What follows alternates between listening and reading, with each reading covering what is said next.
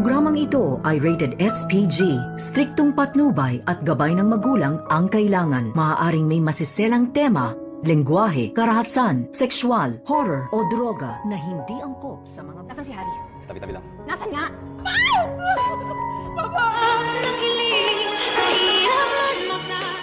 Narito na nga ang ating pakatutukan bukas sa abot kamay na pangarap.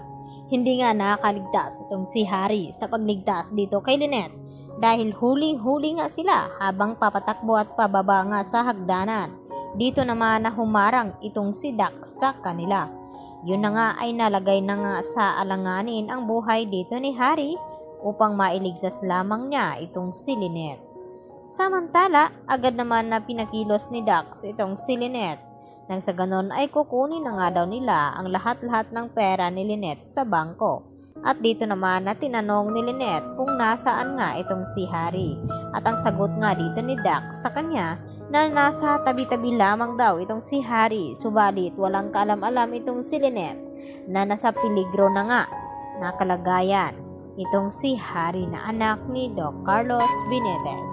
At dito narinig din ni Lynette ang pag-uusap ni Dax at dito ni Balahadja na sinabi nito na bilisan daw ang kanyang plano nang sa ganon ay makaalis na siya dito upang salubungin naman ngayon ni Dax itong si RJ na may dalang pera na 100 million pesos kapalit dito ni Don Pepe at sila din ang tatapos nito dahil pinapasigurado nga ni Moira na hindi mabibisto o madawit sila ni Zoe lalo na hindi makakalabas ang kanilang sekreto. At dito naman na ipinadala na nga ni Balahadja ang video dito ni Don Pepe na binubuhusan nga nila ng tubig. At dito na sinabi ni Balahadja kapag hindi tutupad sa usapan itong si RJ, hindi tubig ang masasaksihan nito kundi sarili daw ang dugo dito ni Don Pepe ang kasunod na ibubuhos nila dito sa kanya. At dito na napaiyak ng husto itong si Giselle at ganoon din itong si Annalyn. At nag-aalala na nga ng husto na sana raw ay mailigtas nila itong si Don Pepe. Ganon din ang panalangin ni Lynette na kung bakit sa kanila daw nangyari ang mga ito. Nakawawala lamang itong ni Don Pepe at nilooban itong si Lynette dahil sa iisang tao lamang ang may gawa nito at walang iba kundi itong si Moira.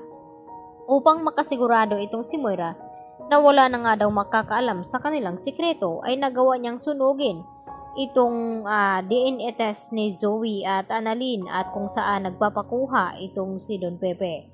Subalit wala silang kaalam-alam na may isa pang taong nakakaalam na gumawa nito. Yun nga ay si Kinito na inutusan dito ni Don Pepe. Siya ang makapagsabi kung bakit ano ang dahilan na nawawala itong si Don Pepe. Dahil dito mabibisto na nga ba itong si Moira at Zoe.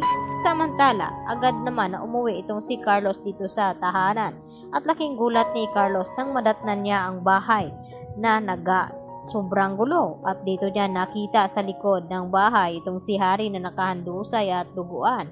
At dito rin na sinabi ni Doc Carlos na kinakailangan daw madala sa ospital itong si Harry. Subalit nang gamutin na nga nila ito ay sa kasamang palad dito dineclare ni Doc Lendon Javier na hindi na nga nakasurvive pa itong si Harry dahil sa tagal nga na hindi agad nadala sa ospital ito dahil sa kagabihan pa lamang ay nangyari na itong aksidente kay Harry na binugbog siya ng husto dito ni Dax at hindi lang iyon dahil sinaktan pa siya nito upang mailigtas lamang itong si Lynette.